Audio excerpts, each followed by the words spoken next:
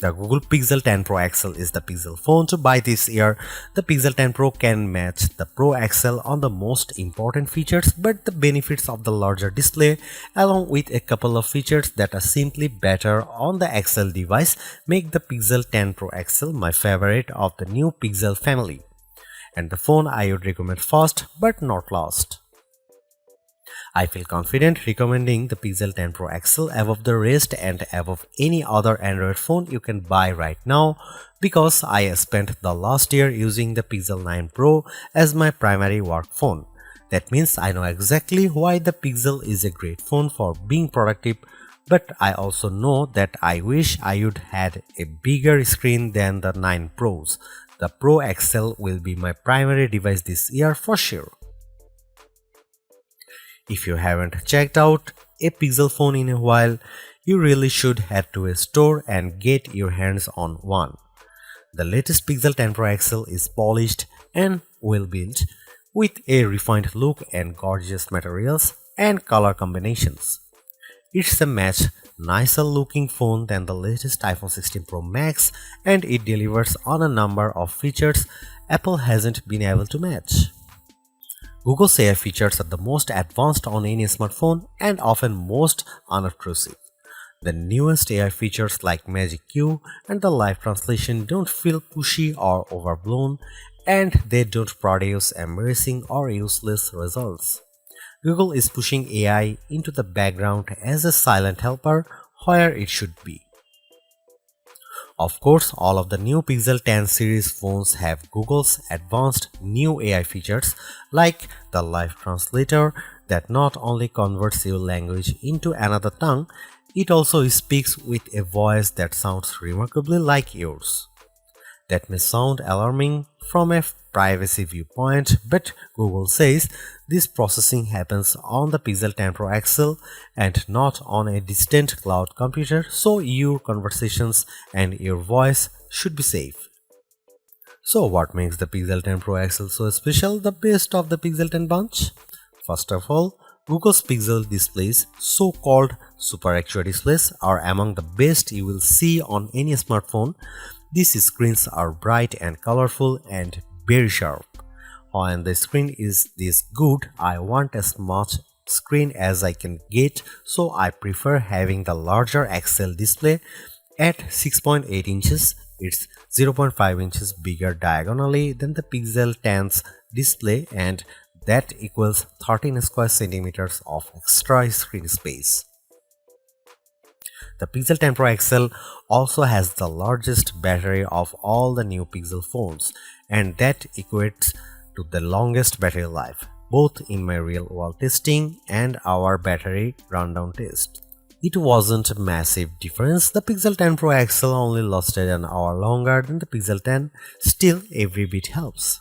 The Pixel 10 Pro XL also charges faster than any other Pixel 10 device, whether you are charging wirelessly or with a USB-C cord.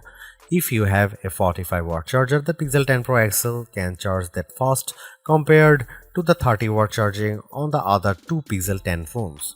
The Pixel 10 Pro XL can also use faster wireless charging. Again, it's not a huge difference, but every detail matters. The biggest benefit for me is the combination of Google's winning Super Actua display with the Pixel 10 Pro XL cameras. If I am taking serious photos, I want the biggest viewfinder possible to get the right shot. The extra screen space on the Pro XL phones felt like a big advantage, and if photography is important to you, I'd recommend the Pro XL phone first. The Pixel 10 Pro has the exact same camera specs, but having the bigger Pro XL display helped me take better shots. Are there other benefits to the Pro XL? Well, not really. It isn't any faster than the Pixel 10 Pro or even than the Pixel 10. In our benchmark tests, the extra RAM in the Pro models didn't seem to make much difference. Pixel phones still disappoint if you only care about the numbers. I don't rely on benchmarks, though. The Pixel 10 Pro XL was satisfying and quick in almost every task. There was some lag on the camera, but most of other features, including the latest AI helpers, ran smoothly with no delays.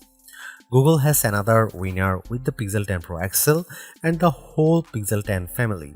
Between the premium design, the excellent software, and the advanced AI features, this is a phone that iPhone fans should seriously consider, and Galaxy owners should envy. I'll be keeping this phone close by, snapped to my MagSafe charging stand until an even better Pixel comes along.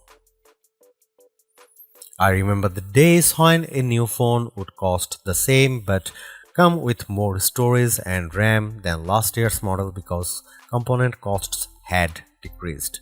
This year's Pixel 10 Pro XL is more expensive than before and it comes with 256 GB of storage, but I'm not awarding Google any medals for giving the phone enough space.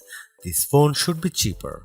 To be fair, 256 GB of storage is the right amount unless you play a ton of games or you shoot video with your phone at high resolution. There's a 1TB model available, but only serious enthusiasts need apply, and you know who you are. The color options this year are a bit drab. I like the moonstone color and the jade, but they aren't very exciting. My review unit is the porcelain white, which looks classy but a bit bland. Google also sent along a silicone case with magnets built in that matches the phone perfectly. If you want the 1TB storage option, it's only available in the black obsidian. The Pixel 10 Pro XL and the Pixel 10 Pro have identical camera lenses and sensors, but I am calling the Pro XL the better camera phone because of the larger display and longer battery life. Both of those attributes are features that camera buyers look for, and they make a difference when shooting the pixels. The photos I got from the Pixel 10 Pro XL were fantastic, perhaps the best I have seen on any camera phone. The Pixel 10 Pro XL took photos with very accurate colors and plenty of details at every focal range. For night photography, it was no contest. The Pro XL took pics that looked like I had a professional flash gun attached, while the iPhone shots looked much darker and lacked focus. You can see plenty of AI help in the photos, but usually the results don't look fake or off-putting. The only downside to Pixel photography is Google's camera app. It's a nightmare. It's hard to use with settings that seem to conflict with each other. Adjust one setting like changing from 12 megapixel to 50 megapixel resolution, and a handful of other settings suddenly go dark without warning. Here you can see some camera samples of the new Google Pixel 10 Pro XL.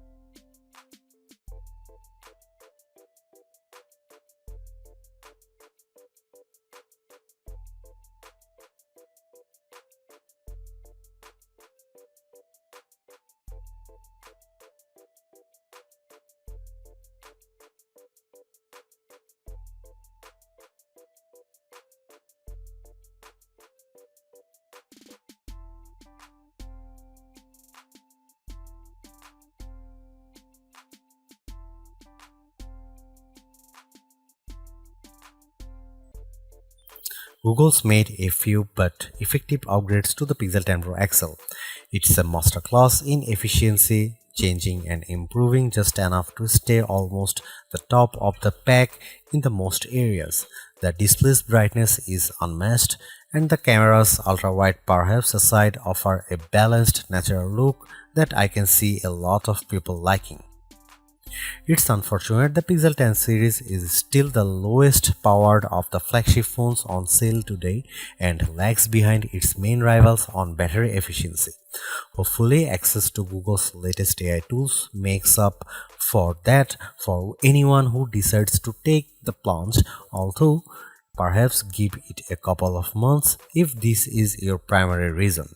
Hopefully by then the seemingly incomplete Magic Q and the preview version of the camera coach will have been made whole. The Galaxy S25 Ultra may still be a better pick for you if you want more power and power efficiency from your phone. The Pixel 10 Pro may also be a better fit than the XL considering you only sacrifice display size and battery life for a cheaper phone that's otherwise just as capable as its large sibling. But the Pixel 10 Pro XL is the most capable of competitive of Google's latest batch of phones. If you are buying a phone right now and want best-in-class software combined with top-tier hardware, this Pixel is probably the one to pick.